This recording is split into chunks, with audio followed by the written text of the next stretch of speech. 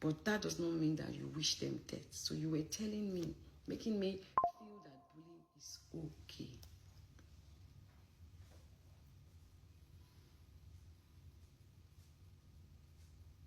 You see all the conspiracy that you people feel or try to put in my head about some gang people, some industry people try to, all that one is left for you to come and see. I will not help you. There's nothing wrong with your mouth now.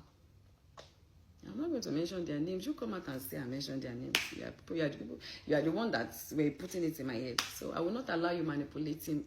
I will not allow you manipulate me to say it. No. But the one way concern me when you talk, now they talk so.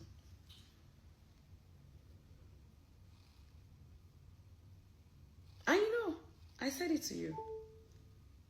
I said I really didn't wish to insult your mom, but I'm a Yoruba woman. When you insult a Yoruba woman, and she check your age, she's in a person where she feel born, if she quick born, or she say she senior you where, will send you back to your mama and your papa. I said, I'm not supposed to get your mommy, but I was upset because it is not today. And I said, the video, did you mention my name? I said, you did not mention my name, but you wrote my name in the caption. You said you still have it. I said I still have it. I munched it. I have everything. Thank God you don't delete your video. So I munched it in case you go and remove my name there. You now lie. You now smile that no, but he will go back and check it. I said you wrote. I said yes. You did not mention my name. You called me Phil that was called to Phil, but you wrote my name.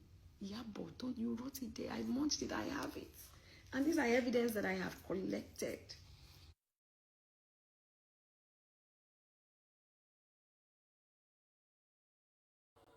Man,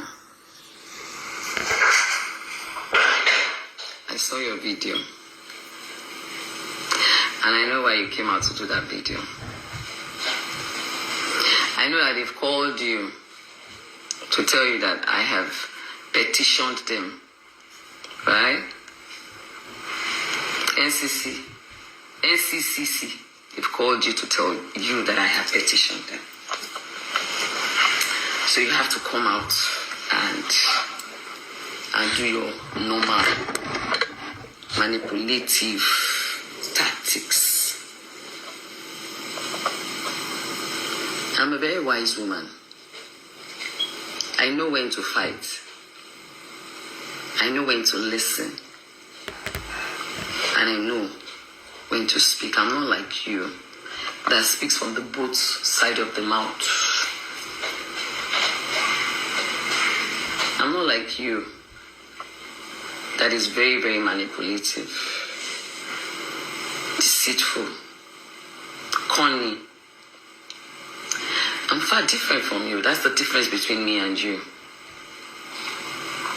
You've tried in all your might to bring me down, but you cannot. Because who God has made, no man can destroy. No man can destroy. I'm so glad that you yourself start to see a lot of videos of you circulating on the same internet space. Videos that you made. Or you insisted that they cancel Naira Marley. With your own mouth. Videos that you made against them. Numerous videos. Before you decided to take a turn. So that you can know that you speak from the both side of your mouth. And people should not take you serious.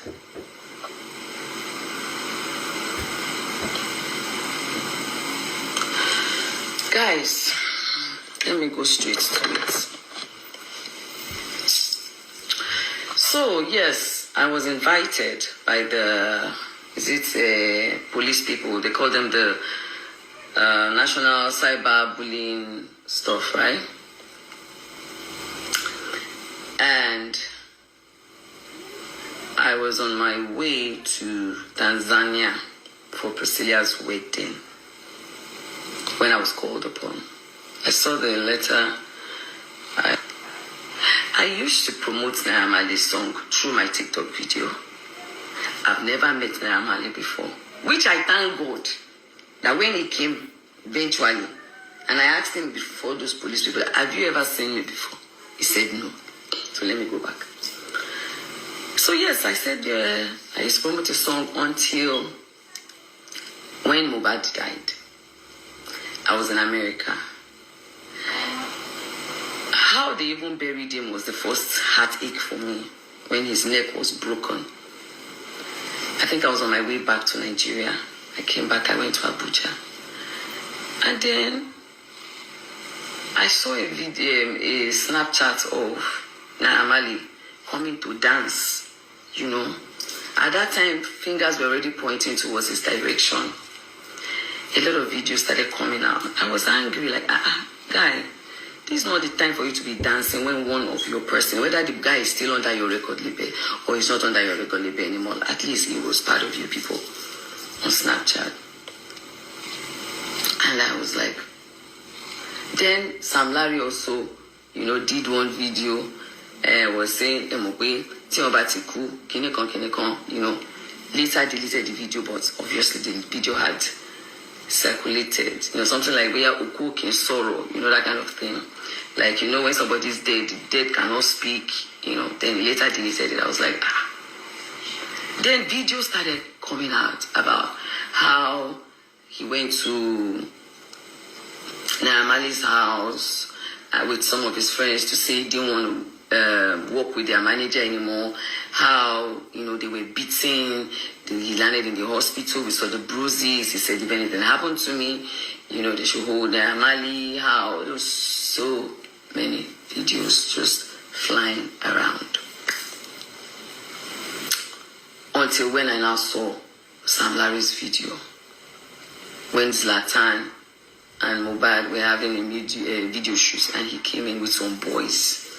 They were holding a weapon. They were holding something like looked like a weapon. And I was like, so this thing is true. And as a concerned citizen, as a mother, I don't think I was the only one that was pained. Because if I was the only one that was pained when we did the candle night, I don't think the whole world would have done that, the candle nights that he did for Mohbad. We all came out.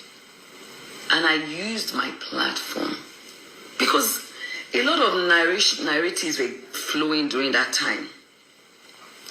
We had the narrative of the friend, you know, they say they knocked him with ring.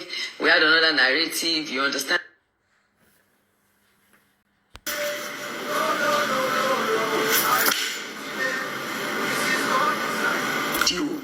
Because the boy died. He wrote a petition. He sang it in his songs. He wrote it. He tweeted about it. The one with Wumi that came out, was it the one that released it? He did that even before Wumi had their baby. But if the government, if they feel that Wumi has a hand in his death, then they should do the needful by arresting her and persecuting her. It is the job of the police, the government, the judges, the lawyers. It is not my job. My own job, I have done it. I have tendered all their names. I have sent all the videos. I have requested that his body be exhumed. They have done their autopsy. The coroner inquest has given their statements. If you guys want to crucify me for that, you are in a very long thing. Because I stand on the truth. And I will continue to speak the truth. No matter how many times you guys try to drag me or, you know, manipulate the people against me, bring up different narratives and lies and stories. All my bank accounts, every single one of them is there to be investigated. If I have collected a single dime,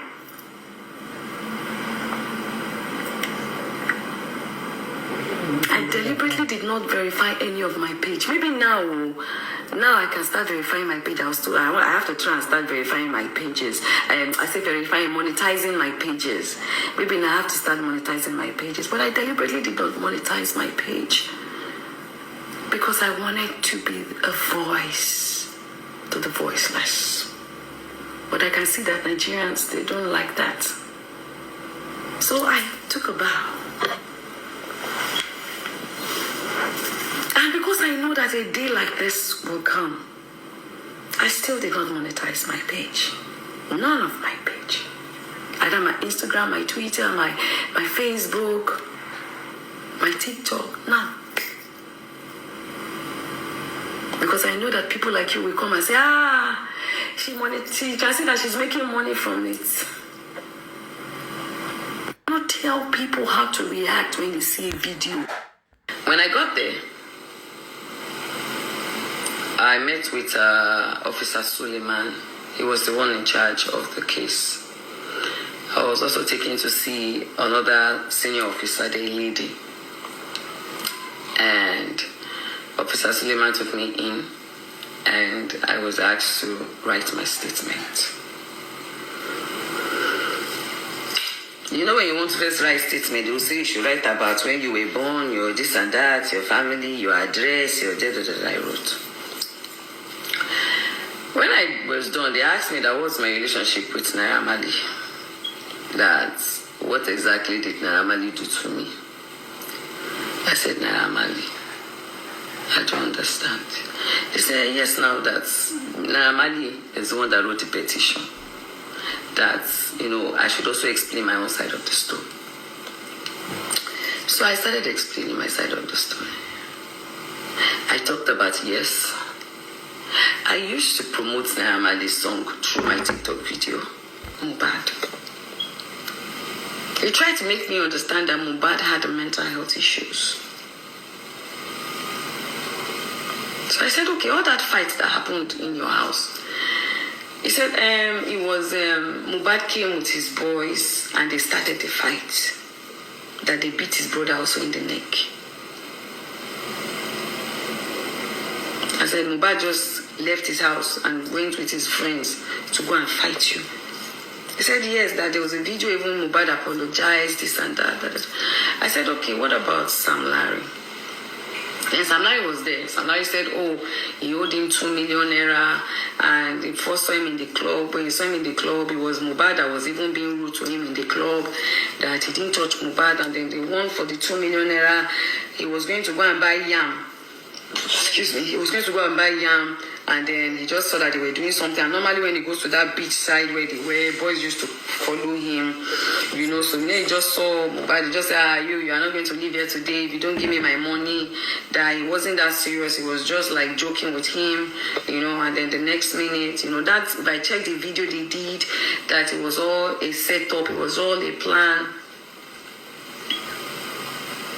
I said, so if you did not beat him, because that same day there was a video where he was in the car and he had bruises, and then after that you said even Zlatan, you guys went to eat, but I said, was Mohbad beat you guys when you guys went to eat? He said no, that they didn't even want him to leave. He was one that helped Mohbad, with the boys to leave and all that.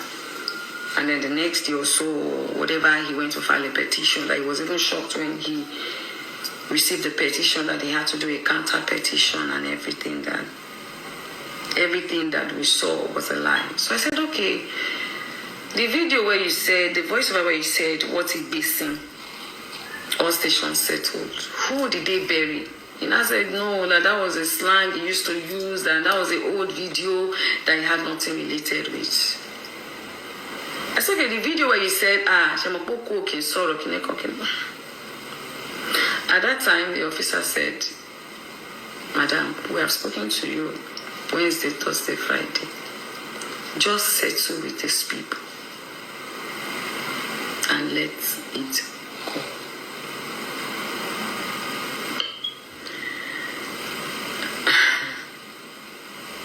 While we were in the interrogation room and we were talking, they said so many things though. They said so many things. For very dark man, I will talk about just myself and not go into what you people try to make me believe was the issue. I won't do that. If you want to do that, you can go ahead and do that. Because you people made me believe that it was a setup. Some certain people in the industry was jealous about him and they set, and then people said maybe I was not aware, I was just used as a bait. Do you understand? And then they planted their people there to bring Naira down. You guys made me understand in your own words that maybe they were jealous of him because at that time it was raining and so the industry wanted to bring him down. So all those videos were brought out, but me, I didn't know, so they had... He did more of the talking anyways. I was even talking more about what he had done to me, all the defamative things he had said, and then he was asking me, is that why you said this about the mother? And then the thing that they thought, which Naira also thought that it was a setup by some big shots in the industry, you understand, and then some cult people. Now, what we had as a conversation, he did more of the talking anyways. I was even talking more about what he had done to me, all the defamative things he had said, and then he was asking me, is that why you said this about the mother? And then the thing that they thought, which... To make about this Mohbad issue, and I'm done for good, alright? This is the first one. Now, if you notice, I'm putting a lot of energy in vindicating Naira from this case. It is very obvious, it's not something that is hidden. It is very, very obvious. One of the main reasons why I brought this whole thing back is to, number one, vindicate Naira and to actually point people towards the right direction, knowing what I know now. Now, something happened that involved media. When you are caught red-handed or you are being dragged to court, you start apologizing in private. You see that same platform? That same energy you use to bring down that person, to destroy that person's brand, you have to use that same energy. Come back on that same platform. Use that same medium. Apologize to that person. Because there is nothing like public humiliation and private apology. Some of you are good at doing that. You don't want the audience that you build on hate to know that you have gone behind to apologize. You will come and apologize, beg, go on your knees, cry, and then you say you were on your emotion. At the end of the day, the same people who were hailing you when you were dragging that person's brand, they will not know that you have gone behind to apologize. They will still be there, hyping you, whereas you have gone down on your knees, crying. Something like private apology. Come back on social media and apologize. Let people know that what you did was wrong. Let the message go far, because private apology, even if that person comes out to say, oh, this one has apologized to me, so people will not believe you. People will instead think you are the one begging for apology. People will instead think otherwise. So, public humiliation, public apology. If you think it is easy, continue doing it, and then you meet in court. As simple as that. You get it? They buy new ikebe. So this lady reached a very long spoon, and you must settlement truly. It is best that your lawyer and my lawyer sit down and see how they can go about this. Because if I say on my own part that, okay, I have no grievances towards you anymore, what about the next person, the Nigerian person? I can't speak for everybody. If I come out to say, oh guys, oh Naira, I'm sorry you feel that I did this, people please forgive them, I said people will still say that I have been pressured to do this. Because people know me. Even though I feel pressured, I felt very pressured, right?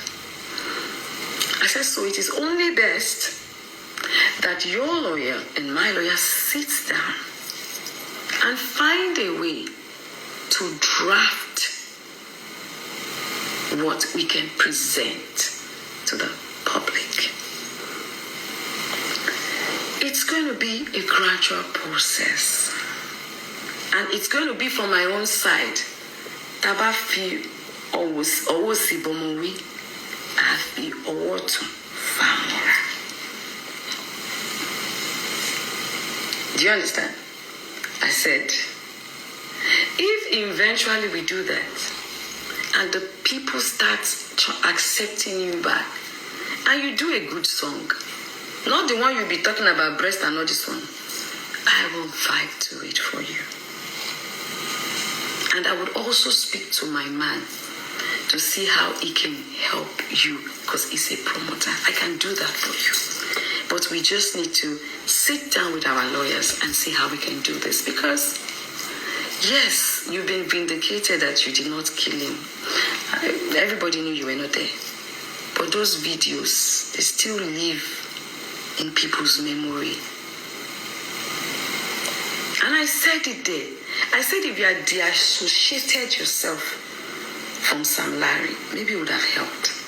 But people feel like you are enabling the person that bully. You know, what people watch with their eyes is different from what you are telling them. You know, but you tell me something now, I can choose to be empathetic towards it or not. But when I watch something, it is hard to erase it from my memory.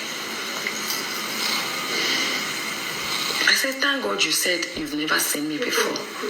I said, because this very dark man said that you dated me. And some other blogs said you gave me flower, you dated me, maybe you dated my daughter, I don't know. But I thank God that you have said it. It depends on the police people that this is the first time you are seeing me. You said your mom too was angry that I said she uses children. I said I never said. I was repeating, which there's a video evidence, what DJ Splash said. Oh, DJ Splash said your mother that I was repeating. I did not say.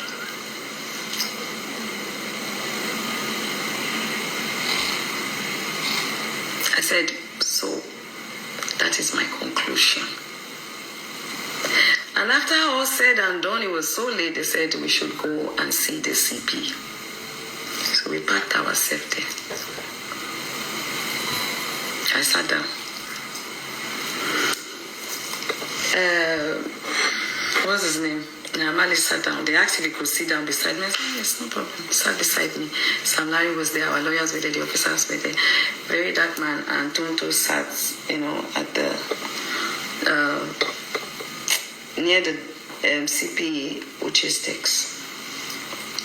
Because Tonto came in there later. She said she was called upon. That CP Uche called her to come, so she came. Okay, so we're all there. Now, meanwhile, before that was going on, after we got to that place, Officer Suleiman called me aside and said, Mama, what about very dark man's case too? I said, we want to settle all these things. That is why we asked him to come. So Polo said, no. I said, babe, let it go.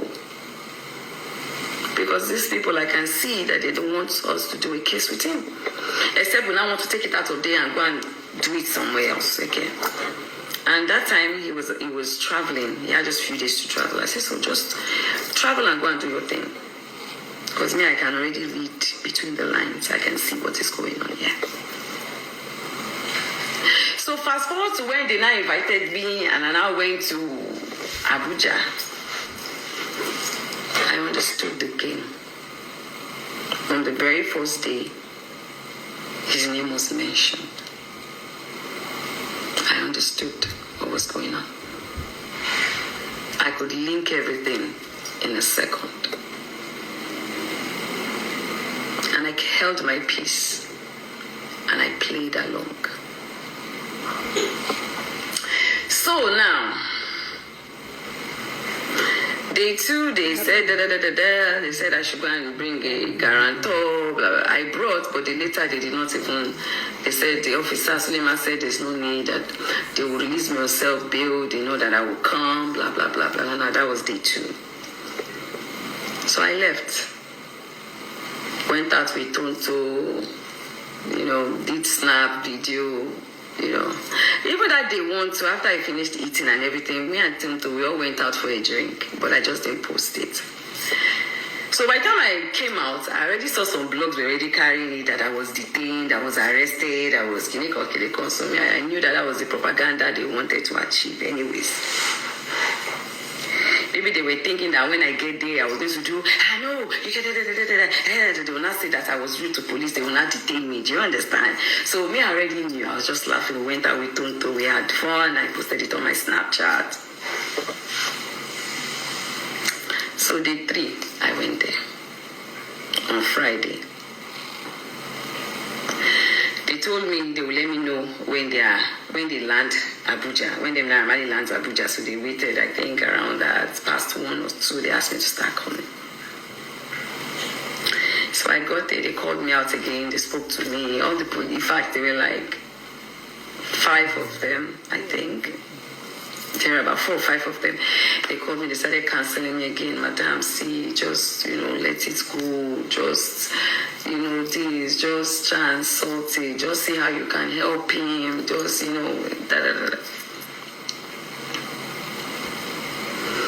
So I said, okay. So he came. When he came, they asked him to speak. He gave his own side of the story. He said, I accused him of murder and it affected him, blah, blah, blah, blah, blah. I said, no, I did not accuse you of murder. I accused you, your team, of bullying this boy. And I asked, what did you do about it?